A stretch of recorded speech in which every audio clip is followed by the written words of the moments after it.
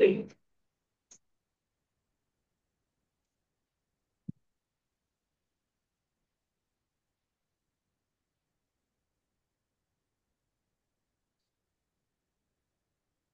శ్రీ గురుభ్యో నమ. April 30, 2025.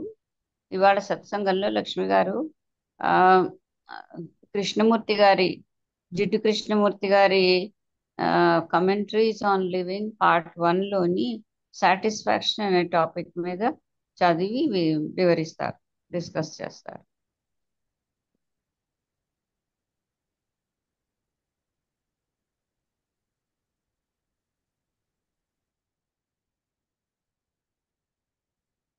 Satisfaction అంటే తృప్తి. మామూలుగా ఆయన చెప్తున్నారు, ఆకాశం చాలా మేఘాలతో నిండి ఉంది, రోజు చాలా వార్మ్గా ఉంది, వేడిగా వెచ్చగా. అక్కడ గాలి మాత్రం ఆకులతో ఆడుకుంటున్నట్టుగా ఉంది. దూరంగా రూములు ఉన్నాయి, అక్కడ అక్కడ వాన చినుకులు పడుతున్నాయి. చిలకలు అరుస్తూ అవి ఎగురుతున్నాయి. ఒక పెద్ద గ్రద్ద అది టాప్ మోస్ట్ బ్రాంచ్ మీద ట్రీకి, ఆ చెట్టుకి కూర్చుంది. అన్నిటిని వాచ్ చేస్తూ ఆ ఏవో తింటూ ఏం జరుగుతుందో కిందన అబ్జర్వ్ చేస్తుంది. ఓ చిన్న కోతి ఇంకో బ్రాంచ్ మీద కూర్చుంది. ఆ రెండు కూడా ఒకరినొకరు వాచ్ చేసుకుంటున్నాయి, ఒక సురక్షితమైన దూరంలో. ఇప్పుడు ఒక కాకి వాళ్ళతో జాయిన్ అయింది. ఆ పొద్దున్న టాయిలెట్ వెళ్ళాక ఆ గ్రద్ద చాలా నిశ్చలంగా కొంతసేపు ఉంది, అక్కడి నుంచి ఎగిరిపోయింది. ఒక్క మానవులు తప్ప ఇది మాత్రం మానవులకి తప్ప ఇది కొత్తదే రోజే, నిన్నటిలాగా ఏదీ లేదు. అంటే మానవులకంతా నిన్నటిలాగే ఉంటుందని. ఆ చెట్లు, ఆ చిలకలు ఒకలా లేవు. అక్కడ గడ్డి పొదలు సంపూర్ణంగా వేరే లక్షణాలు ఉన్నాయి. నిన్నటి జ్ఞాపకం ఇవాళ రోజుని చీకటిమయం చేస్తోంది. ఈ పోలిక అవగాహన లేకుండా చేస్తోంది. ఎంత అందంగా ఉన్నాయి అక్కడ, ఎర్రగా పచ్చగా ఉన్నటువంటి ఆ పువ్వులు. ఈ సౌందర్యం అన్నది టైంకు సంబంధించింది కాదు. మనం ప్రతిరోజు మన యొక్క బరువులని, బాధ్యతలు అంటే బరువుల్ని మోస్తూ ఉంటాం. ఆ రకమైన నీడ, నిన్నటి నీడ లేకుండా ఏ రోజు ఉండదు. మన దినాలన్నీ కూడా ఒక కొనసాగుతున్నటువంటి కదలికే. నిన్న ఇవాళతో కలిసిపోయి రేపు కూడా కలిసిపోతుంది. దీనికి అంతు లేదు. మనం అంతు చేయడానికి భయం. అంతు చెయ్యకపోతే కొత్తది ఎలా వస్తుందండి? పాతది అంత అవ్వకపోతే, మృత్యు అన్నది లేకపోతే జీవితం ఎలా ఉంటుంది? కానీ ఈ రెండింటి కోసం మనకి ఎంత తక్కువ తెలుసు. మన దగ్గర బోల్డ్ పదాలు ఉన్నాయి, వివరణలు ఉన్నాయి, అవి మనని తృప్తి పరిచేస్తున్నాయి. ఈ పదాలు అంతాన్ని మార్చివేసి డిస్టార్ట్ చేస్తున్నాయి.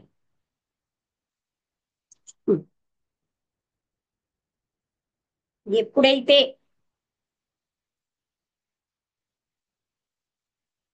పదాలు లేవో అక్కడే అంతం అన్నది ఉంటుంది. పదాలతో ఉన్న ముగింపు మనకి తెలుసు, పదాలు లేని ముగింపు, ఆ సైలెన్స్, అది పదాలకు సంబంధించింది కాదు.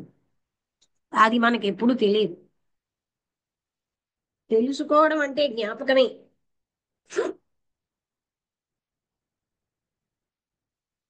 ఈ జ్ఞాపకం ఎప్పుడు కొనసాగుతూనే ఉంటుంది. కోరిక అన్నది ఒక దారం లాంటిది, రోజు రోజుల్ని కలుపుతుంది. కోరిక యొక్క అంత అన్నది కొత్తదే. మృత్యు ఎప్పుడు కొత్తగా ఉంటుంది. అంటే అంతమైతేనే కొత్తది ఏదైనా వస్తుంది అన్నమాట. లైఫ్ అన్నది ఎప్పుడు కొనసాగింపే. అది జ్ఞాపకం యొక్క కొనసాగింపే. అది ఒక శూన్యమైనది. కొత్త దానితో జీవితము మృత్యువు ఒకటే. ఒక అబ్బాయి చిన్నపిల్లవాడు నడుస్తున్నాడు, పెద్ద అంగలు వేసుకుంటూ, పాడుతూ. ఆయన ఎక్కడెక్కడ ఆగుతున్నాడో వాటి వైపు చిరునవ్వు చూస్తున్నాడు. ఆయనకి ఎందరో ఫ్రెండ్స్ ఉన్నట్టున్నారు. బట్టలు సరిగ్గా లేవు ఆయనకి. అంటే తక్కువగా వేసుకోవాలంటే అవి బాగా చిరిగిపోయి ఉన్నాయన్నమాట. డర్టీగా, శుభ్రంగా లేని బట్ట దాన్ని చూడు, హెడ్ చుట్టూ ఉంది. కానీ ఆయనకి మంచి మెరుస్తున్నటువంటి ముఖం ఉంది, కాంతివంతమైన కళ్ళు. ఆ ఆ అబ్బాయి చాలా ఫాస్ట్ గా అంగలు వేస్తూ ఒక ఫ్యాట్ మ్యాన్ కంటే లావుగా ఉన్న వ్యక్తి కంటే ఆ వ్యక్తి క్యాప్ పెట్టుకున్నాడు. అతని అధిగమించి వెళ్ళాడు. ఆ ఫ్యాట్ మ్యాన్ అంటే లావుగా ఉన్న వ్యక్తి, ఒక్కసారి అండి ఇది చూస్తాను, బ్యాడిల్ అంటే ఇది.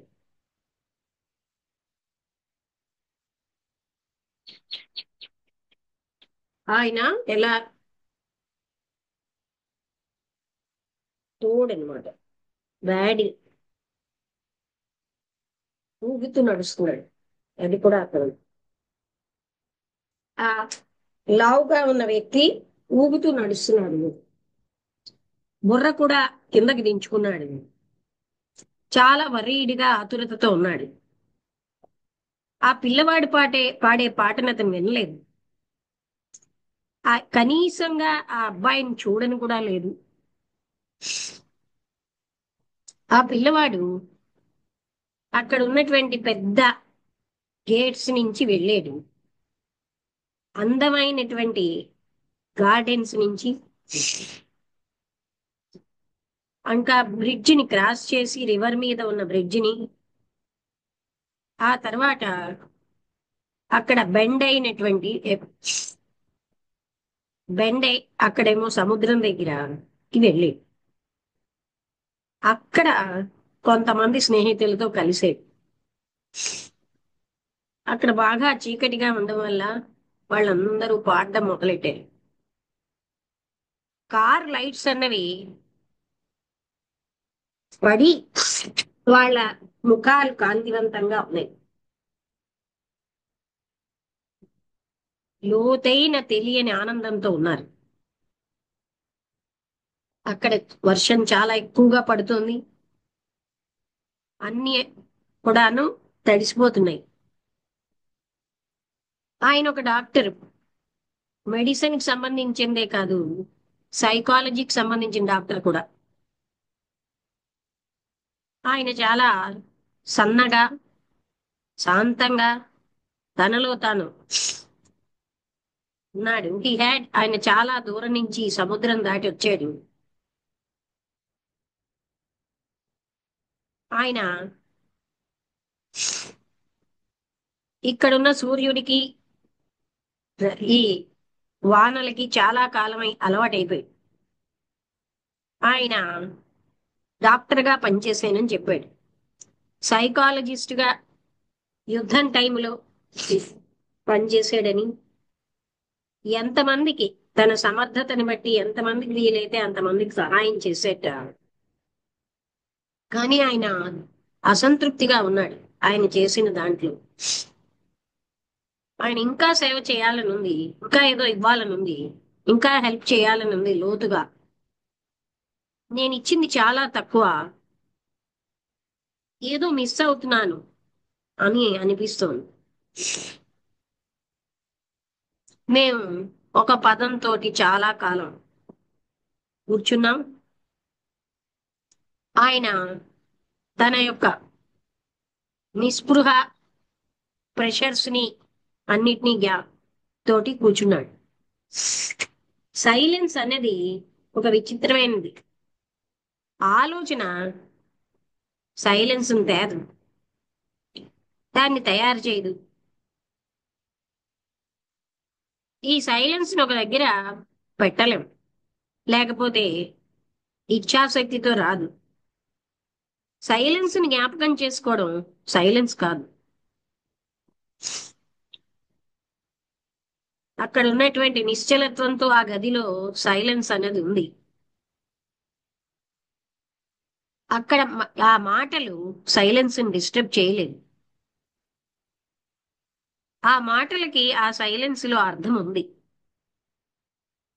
సైలెన్స్ అన్నది ఆ మాట వెనకాల బ్యాక్గ్రౌండ్ లో ఉంది. సైలెన్స్ అన్నది ఆలోచనకి ఎక్స్ప్రెషన్ ఇస్తోంది. ఆలోచన అన్నది సైలెన్స్ కాదు.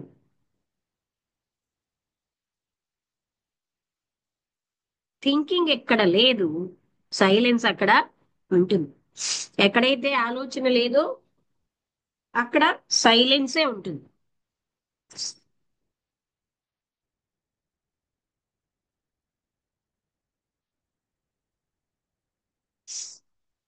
ఈ సైలెన్స్ అన్నది చొచ్చుకుపోతోంది, గ్యాదర్ అవుతోంది, ఎక్స్ప్రెషన్ ఇస్తోంది. ఆలోచన ఎప్పుడు లోపలికి ప్రవేశించలేదు. సైలెన్స్ లో కొనసాగింపు ఉంది. డాక్టర్ గారు ఏం చెప్తున్నారంటే, ఆయన ప్రతిదాంతోటి అసంతృప్తిగా ఉన్నాడు. తన పనితో, తన సమర్థతలతో, తన ఐడియాస్ తో, ఆయన చాలా కేర్ఫుల్ గా కల్టివేట్ చేసుకున్న ఐడియాస్ తో కూడా, పెంపొందించుకున్న ఐడియాస్ తో కూడా ఆయన అసంతృప్తిగా ఉన్నాడు. ఆయన ఎన్నో రకాలైనటువంటి, అంటే ఈ స్కూల్స్ ఆఫ్ థాట్ అంటే ఇలాంటి సంస్థల్లోకి వెళ్ళాడు. అయినా కూడా అసంతృప్తిగా ఉన్నాడు వాటన్నిటితో. చాలా నెలల నుంచి ఆయన ఇక్కడికి వచ్చాడు గనక రకరకాల గురువుల దగ్గరికి వెళ్ళాడు. అయితే ఇంకా అసంతృప్తితో వెనక్కి వచ్చాడు. ఎన్నో ఇజమ్స్, హిందూయిజం, అలాగా క్రిస్టియానిటీ, ఎన్నో మతాలను ఆయన ప్రయత్నించాడు. సినిసిజం అంటే అంతా నెగటివ్ గా చూడడం, అలాంటివి కూడా చూశాడు. కానీ ఆయనకి ఆ అసంతృప్తి ఇంకా ఉంది. మీరు సంతృప్తిని అన్వేషిస్తున్నారా? ఇంతవరకు దొరకని సంతృప్తిని మీరు అన్వేషిస్తున్నారా? ఈ సంతృప్తి కోసం కోరిక మీకు అసంతృప్తిని కలగజేస్తుందా? అన్వేషించడంలో తెలుసున్నదే చూస్తున్నారు. మీరేం చెప్తున్నారంటే మీరు అసంతృప్తిగా ఉన్నారు, అయినా కూడా మీరు అన్వేషిస్తున్నారు సంతృప్తిని. అయినా మీకు అది ఎక్కడా దొరకలే. మీకు సంతృప్తి కావాలి అంటే అర్థం ఏంటంటే మీరు అసంతృప్తిగా లేరు. ఒకవేళ మీరు నిజంగా అసంతృప్తిగా ఉంటే ప్రతి దాంతో మీరు ఒక మార్గాన్ని, దాంట్లోంచి బయటకి రావడానికి ఆలోచించరు. ఈ అసంతృప్తి ఏదైతే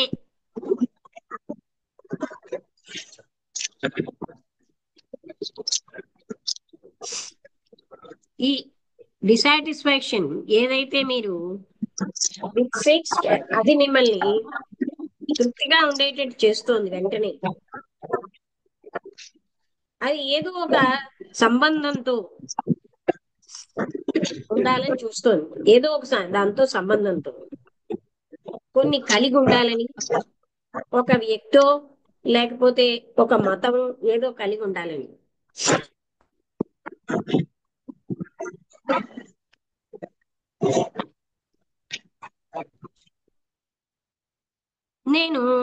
అన్నింటిలోకి వెళ్ళాను. అయినా కూడా నేను సంపూర్ణంగా అసంతృప్తితో ఉన్నాను అన్నారు. మీరు అసంతృప్తితో ఉండొచ్చు అబాహ్యమైన సంబంధాలతో. బహుశా మీరు కొన్ని సైకలాజికల్ బంధాలు వెతుక్కుంటున్నారేమో, అవి మీకు సంతృప్తిని, సంపూర్ణమైన సంతృప్తిని ఇస్తాయని. వాటి ద్వారా కూడా నేను వెళ్ళాను, అయినా నేను అసంతృప్తిగా ఉన్నాను. నేను ఆశ్చర్యపోతుంది ఏంటంటే, నిజంగా మీరు అసంతృప్తితో ఉన్నారా? మీరు సంపూర్ణంగా అసంతృప్తితో ఉంటే అక్కడ ఏ పర్టిక్యులర్ డైరెక్షన్ లో కదలిక ఉండదు. మీరు సంపూర్ణంగా అసంతృప్తితో ఉంటే ఒక రూమ్ లో ఉన్నందుకు మీరు పెద్ద రూమ్ వెతుక్కోరు.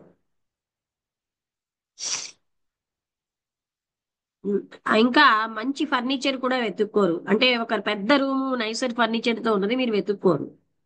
అయినా కూడా ఈ కోరిక, ఒక బెటర్ రూమ్ కావాలి అన్నది, దాన్ని మీరు అసంతృప్తి అంటున్నారు.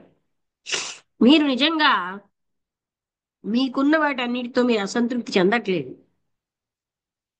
ఈ పర్టికులర్ వన్ ఎందులోంచి అయితే మీరు బయటపడాలనుకుంటున్నారో,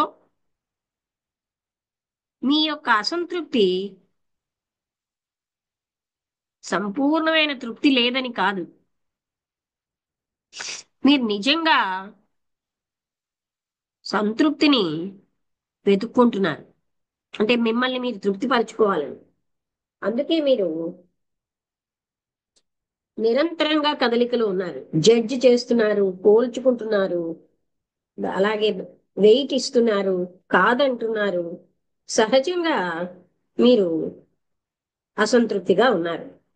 అవునా అన్నారు. అంటే అలాగే అనిపిస్తున్నారు. దట్ వే, ఎట్లు ఆ విధంగానే అనిపిస్తోంది. అందుకని నిజంగా మీరు అసంతృప్తితో లేరు. మీరు ఇంతవరకు సంపూర్ణమైన శాశ్వతమైన తృప్తి కను మీకు కనబడలేదు ఎందులో కూడా. అదే మీరు కోరుకుంటున్నారు. సంపూర్ణమైన తృప్తి, లోతైన అంతర్గతమైన తృప్తి, శాశ్వతంగా ఉండేది కావాలి. కానీ నాకు సహాయం చెయ్యాలండి. ఈ అసంతృప్తి నన్ను అడ్డేస్తోంది ఆ సహాయం చేయడానికి సంపూర్ణంగా. మీ లక్ష్యం ఏమిటంటే సహాయం చేయాలి, సంపూర్ణమైన తృప్తి మీకు రావాలి. నీకు నిజంగా సహాయం చేయాలని లేదు, కానీ సహాయం చేయడంలో తృప్తి కావాలని ఉంది. ఇంకొకరికి సహాయం చేసి మీరు స్వయం తృప్తి పొందాలని ప్రయత్నిస్తున్నారు. ఇంకొకరు ఏంటంటే కొన్ని ఇజమ్స్ లో, అంటే ఏదో ఒక మతంలో సంతృప్తి పొందుతారు. ఇంకా కొంతమంది కొంత ఎడిక్షన్స్, అలవాట్లలో మీరు సంపూర్ణంగా సాటిస్ఫైయింగ్ డ్రగ్ అన్నది వెతుక్కుంటున్నారు. అది దాన్నే మీరు టైం బీయింగ్ హెల్ప్ అంటున్నారు. ఇతరులకు సహాయం చెయ్యాలి అని మిమ్మల్ని మీరు పూర్తిగా తృప్తిపరచుకోవడంలో మీరు సంపూర్ణంగా తృప్తి పడతారనుకుంటున్నారు. మీకు నిజంగా కావాల్సింది ఏంటంటే శాశ్వతమైన తృప్తి. మనలో చాలా మందికి అసంతృప్తి అన్నది ఈ ఒక ఈజీగా తృప్తిని చూస్తూ ఉంటుంది, కావాలనుకుంటాం. ఈ అసంతృప్తి అన్నది నిద్ర పుచ్చేస్తున్నాం. దీన్ని డ్రగ్గులు ఇచ్చేస్తాం, అంటే డ్రగ్స్ తోటి నిద్ర పుచ్చేస్తాం. దాన్ని చల్లార్చేస్తాం, శాంతి పరిచేస్తాం, అది గౌరవప్రదంగా. బాహ్యంగా అన్ని రకాల మతాలతో ఇది మీరు ఫినిష్ చేసేసారు, కానీ సైకలాజికల్ గా మీ లోతుల్లో మీరు ఇంకా అన్వేషిస్తున్నారు ఏదో గట్టిగా పట్టుకోవాలని. మీరేమంటున్నారు, నేను అన్ని వ్యక్తిగతమైన సంబంధాలు ఫినిష్ చేసాను, ఇంకొకరితో ఉన్నవి. వ్యక్తిగతమైన సంబంధాలు, వాటిలో మీకు శాశ్వతమైనటువంటి తృప్తి రాలేదు. అందుకని మీరు ఒక ఐడియాతో, అది మీలోంచి వచ్చిందే, దాంతో తృప్తి పడాలని చూస్తున్నారు. ఒక సంబంధం వెతకడంలో ఏదైతే సంపూర్ణంగా తృప్తినిస్తుందో, ఒక భద్రతగా ఉన్న ఆశ్రయం, అది అన్ని రకాల తుఫానుల్ని ఆపేయగలిగేది. అలాంటప్పుడు అప్పుడు మీకున్న ఈ వెరీ అసంతృప్తి ఏదైతే మీకు సంతృప్తినిస్తుందో, అది మీకు సంతృప్తినిస్తుందా అంటే ఇలా చేస్తే ఈ సంతృప్తి అదొక అగ్లీ పదం. నిజమైనటువంటి సంతృప్తి అది స్టాగ్నేషన్ ఉండదు, ఎక్కడా రికన్సైల్ సమాధాన పడదు. అలాగే అది ఇన్సెన్సిటివిటీ కాదు, అంటే ఎపీజ్మెంట్ కాదు. ఎపీజ్మెంట్ తెలుగులో ఎంత చూద్దామండి.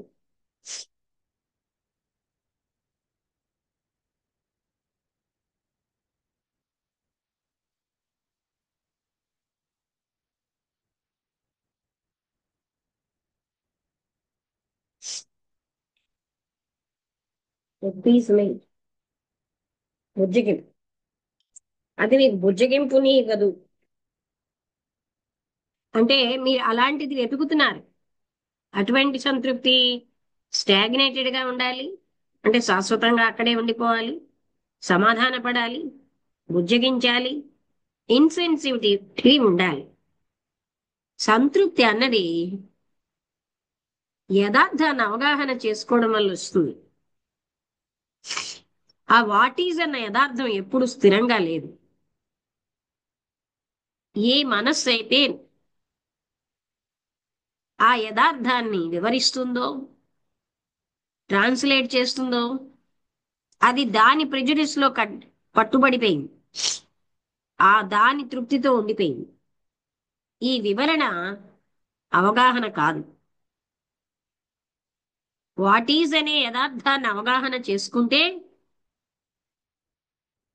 అంతులేని ప్రేమ, తరగని ప్రేమ, కోమలత్వం, నమ్రత ఇవన్నీ ఉంటాయి. బహుశా మీరు అదే వెతుకుతున్నారేమో, కానీ అది వెతకడం వల్ల రాదు, కనుక్కోలేరు. మీకేమి చెయ్యండి, దాన్ని మీరు కనుక్కోలేరు. మీ యొక్క అన్వేషణ అంతా కూడా అంతమైనప్పుడు అది అక్కడే ఉండాలి. మీరు మీకు ఆల్రెడీ తెలుసున్న దాన్నే వెతుకుతున్నారు, అందుకే మీకు అది ఇంకా ఎక్కువగా తృప్తినివ్వాలని. వెతకడం, గమనించడం, ఈ రెండు విభిన్నమైన పద్ధతులు. ఒకటి బంధిస్తోంది, మరొకటి ఏంటంటే అవగాహనని తెస్తోంది. అన్వేషణ, దానికి ఎప్పుడు కూడా ఒక ఎండ్ ఉంది, అది ఎప్పుడు ఉంటోంది, అది ఎప్పుడు మనని బంధిస్తుంది. ప్యాసివ్ గా వాచ్ఫుల్ గా ఉండడం అన్నది అవగాహనని తెస్తుంది. వాట్ ఈజ్ అన్న దాన్ని, అవగాహనని క్షణక్షణం మనం వాచ్ఫుల్ గా ఉండడంలో యథార్థ స్థితిని మనకు తెలియజేస్తుంది. ఈ యథార్థం అనేది ఏ క్షణం కా క్షణం దానికి అంతం ఉంది. అన్వేషణలో కొనసాగింపు ఉంది. అన్వేషణ ఎప్పుడు కొత్తది కనుక్కోలేదు. అంతు అవడంలోనే కొత్తది వస్తుంది. పాతది అంతవుతేనే కొత్తది వస్తుంది. ఈ కొత్తది తరగంది అంటే దానికి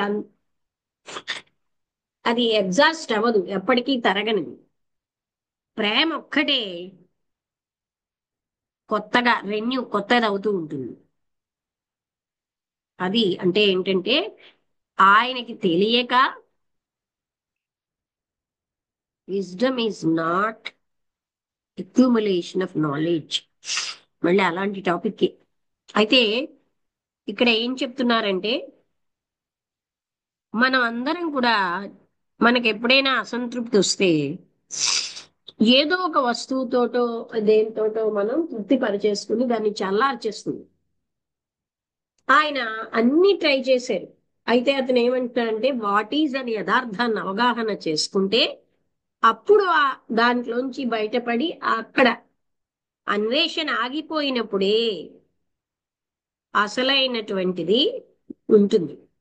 మనం మన దగ్గరే ఉంచుకుని అంటే ఆయనకి ఇంకా అన్వేషిస్తున్నారు ఏంటి, ఒక సంబంధం కావాలని గాని వ్యక్తులతో గాని దేంతోటి ఆయన తృప్తి అంటే అవన్నీ ట్రై చేశాడు, కానీ ఆయనకి అసంతృప్తి. అంటే ఇక్కడ ఏంటంటే మనుషులకి తెలియకుండానే పరిపక్వత వచ్చినప్పుడు ఒక అసంతృప్తి వస్తుంది. ఆ అసంతృప్తే మనని సెల్ఫ్ రియలైజేషన్ కి దారితీస్తుంది. కానీ కృష్ణమూర్తి గారు ఇక్కడ ఏం చెప్తున్నారు, అదే విషయాన్ని ఆ వాట్ ఈజ్ అన్న యథార్థాన్ని మనం చూడకుండా దాన్ని అవగాహన చేసుకున్నంతసేపే అప్పుడే మనకి అది అన్వేషించితే దొరికేది కాదు. మనం ఏం చేసినా అన్వేషిస్తే దొరికేది కాదు. ఏం చేసినా దొరికేది కాదు. ఉన్న స్థితిని అవగాహన చేసుకుంటే అక్కడ ఉన్నదే అది. అంటే ఎక్కడి నుంచో బయట నుంచి పొందవలసింది కాదు కదా. మనం ఏం చేస్తూ ఉంటాం, ఆ డిస్కంటెంట్ కి ఆయన ఏదో ఇంకా ప్రయత్నిస్తూనే ఉన్నాడు. ఎన్ని మతాలకు వెళ్ళినా ఆయనకి, ఎంతమంది మత గురువుల దగ్గరికి వెళ్ళినా ఆయనకి దొరకలేదు. ఎందుకంటే అది అతనిలోనే ఉంది. తనకున్న స్థితిని అవగాహన చేసుకుంటే ఏదైతే ఉందో అందులోంచి అక్కడే పొందుతాడు. అక్కడే ఉన్నది అది. ఉన్నదే ఆ ప్రేమ, అనంతత్వం, ఎప్పటికీ అంతులేని స్థితి. అది అక్కడే ఉంది. మనం అది వదిలేసి అంతా తిరుగుతూ ఉంటున్నాం గనక దొరకట్లేదు. ఆయన చేసింది అది. కానీ ఆయనకి పరిపక్వత ఉంది. అంటే చాలా విషయాల్లో ట్రై చేసాడు, అంతా చాలా మందికి సహాయం చేసాడు. ఆయన ఏమనుకుంటున్నాడు, ఇంకా ఎక్కువగా చేయలేదనా అలా ట్రై చేస్తున్నా సరే ఆయనకి ఎక్కడా పోని ఈ హెల్ప్ ఒకటే కాదు, మతాలు అలాంటి ఇజంలు ఎన్నిటికీ వెళ్ళినా ఎక్కడా ఆయనకు ఆనందం దొరకలేదు. అంటే తనకి ఆ తృప్తి రాలేదు. మీరు తృప్తి కోసం వెతుకున్నంతసేపు మీకు తృప్తి దొరకదు. మీరున్న స్థితిని మీరు అవగాహన చేసుకుంటే ఉండేదే అక్కడ ఆ స్థితి. డౌట్స్ ఉంటే అడగండి.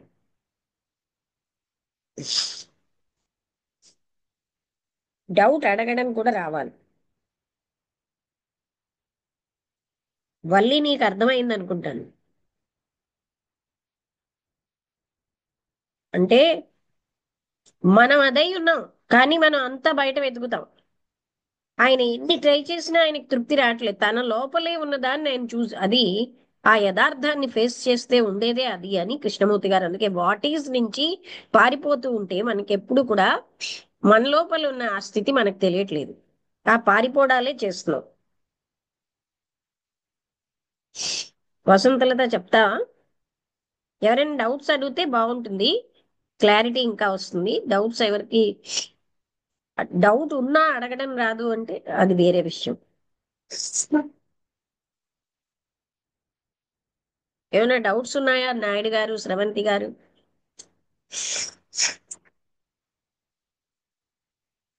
మిగతా అందరూ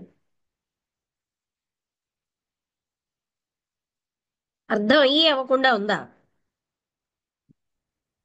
ఇది కొంచెం అంత స్పష్టంగా లేదు లక్ష్మి.